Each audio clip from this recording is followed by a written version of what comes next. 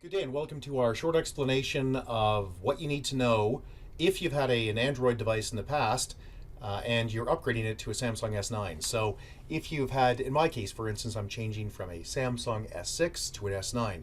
But if you had an S7 or you had an LG or a Sony or whatever else, this will catch you up on some of the new features that are on the S9.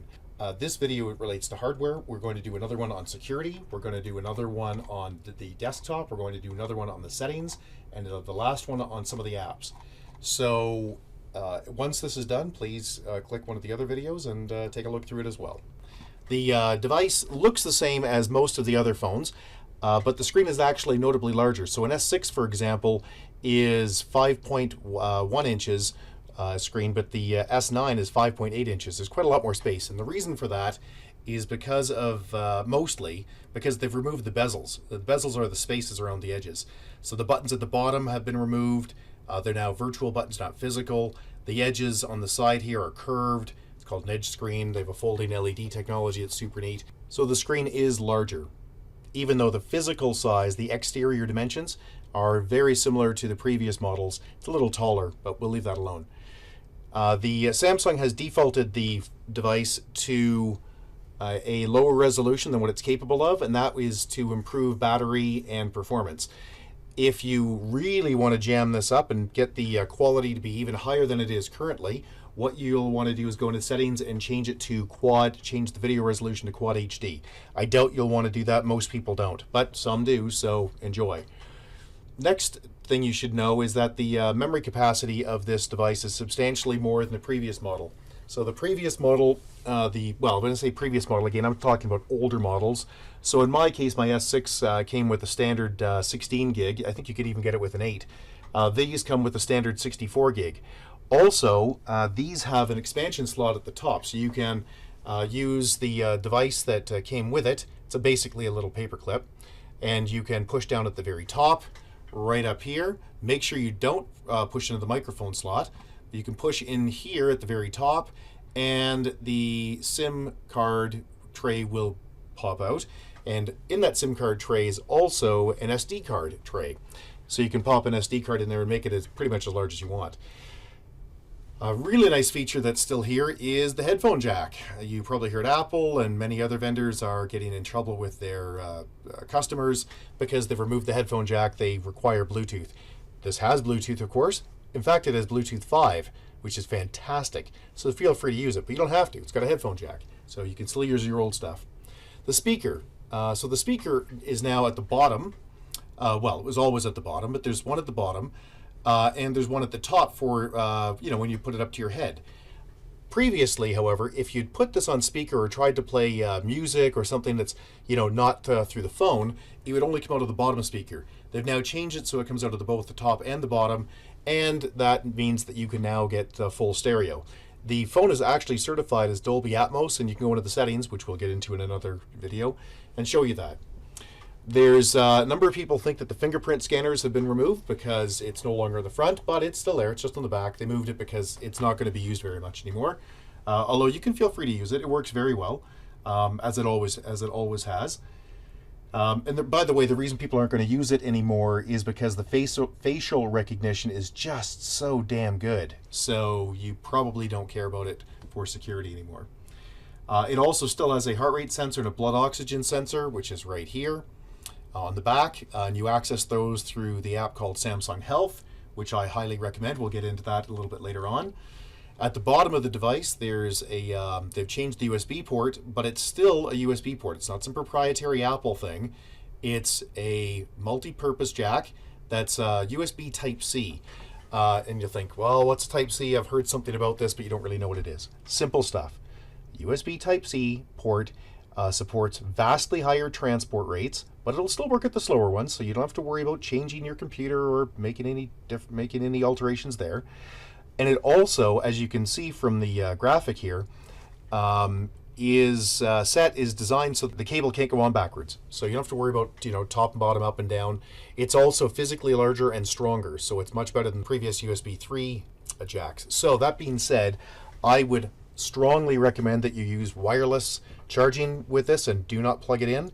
Over the years, after running hundreds and hundreds and hundreds of phones for various companies, found that from the Blackberries to everything, the jacks fail because people get in a hurry, especially when they're corporate. They jam ports in. It's not quite right, and eventually the ports at the bottom fail. So, or the connections get crappy. So the answer is don't use it. Go out and spend $40 on a wireless charger. These support QI chargers, and you're on your way. So the wireless charger I'll show you, by the way, the one that we are playing with currently, is this one. This is a Samsung wireless charger, and you can see the advantage. Now this is technically the S8 charger, because that's when it came out. There's an S9 charger as well, but the S9 charger is only flat. It doesn't stand up. I really like the S8 charger because it will stand up. You can also get a good price on them if you buy them off eBay, like I did. The fast chargers, by the way, these wireless fast chargers will charge your phone from 0 to 100% in 2 hours. Now, getting back to the device itself, you'll see that I know there's a lot of stuff listed on the screen, but just focus on the front here. Here are the buttons you care about. The power button over here on the right, the volume key on the left, same as it was before, other than instead of having a volume up and volume down button, it's now one big one. Guess what? You push down, volume goes down. Push up, push the top part of it, volume goes up. What's really new here is the Bixby key. So the Bixby key starts a piece of software cleverly called Bixby. And Bixby is a digital assistant. I'd say it's a very solid version 1 at this point. I'm still not using it very much. What Bixby is supposed to do that's different from everybody else's products is, well, let's just compare it. So Siri and other Google Assistant, things like that, those are designed primarily to search the internet, and they search your phone for things. But they don't really run the device. The Bixby product from Samsung is designed to run the phone, and less so to go to the internet and find things. So it's sort of a different perspective on the same solution. It's voice command. Yeah, I'll bring it up and I'll just show it to you right here. I'm just going to press the Bixby key, and we'll show you. It comes up. So you get an idea. It provides a bunch of information, and I could say, OK Bixby, and it will launch and ask me what I want, and I could have it dictate a message. I could have it send an alert. I could have it set a calendar item. It's kind of nice. Okay, along the bottom, the buttons are gone. Okay, so you can see here that at the bottom of the glass are these buttons. They're the same buttons you had before. They're just virtual buttons rather than physical buttons. So this is your task manager. This takes you to home. And the back arrow, guess what? Takes you back. Nicest features of the S8s and the S9s are that they're like the S5s in that they are waterproof. Yeah, waterproof, not water resistant. Water resistant means you can get a little bit of water on them, brush it off, and it'll be fine. These are actually waterproof. They are certified. I think it's IA68, I think is the spec, but who cares?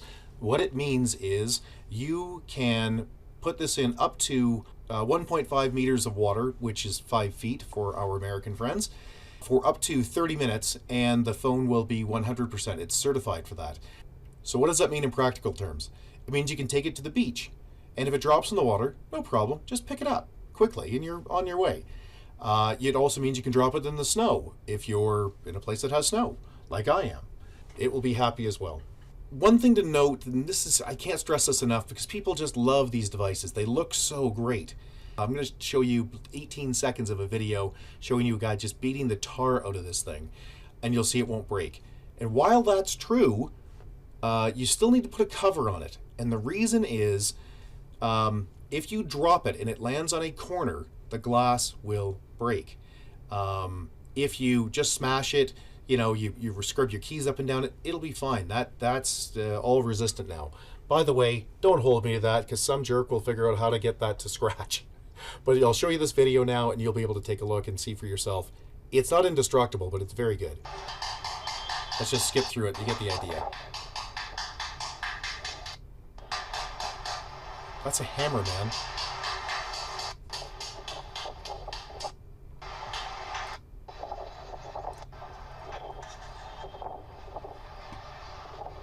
Okay, so you get the idea? Gorilla Glass 5 is tough, really tough. But as we said, if you drop it on its edge, it's going to break. So get yourself a cover. They're also slippery because they're glass, so make sure you put a cover on these things. The battery is very good. It's a 3000 milliamp battery. It's kind of standard these days. You can get an entire weekend out of it if you're careful. I've actually got more than an entire weekend out of it. Within a year, it'll be down to a day, and that's kind of where they are. The last thing I want to explain as far as the hardware goes is that this Edge display has a number of advantages. I wasn't a big fan of it when I first saw them bring it out because they really didn't have an application for it. But I think they have one now. So we'll get into this later in another video. But the two advantages that I've found to the Edge are this. One, and I realize that this two-dimensional representation of my phone doesn't actually show you the curved edges, but just trust me, they're there. So the first thing is I can swipe from the right side into the middle, and it brings up this fantastic App Edge. App Edge, I can go in and I can edit this, but there are lots of different screens I can get. So I'm not going to go into that at this point beyond that. The second thing is notifications. If you have the phone down, when an alert comes through, it can send a graphic around the outside, which is very effective at night at catching your attention. That's it. So that's all we're going to do in hardware. The next thing we're going to go on to is security.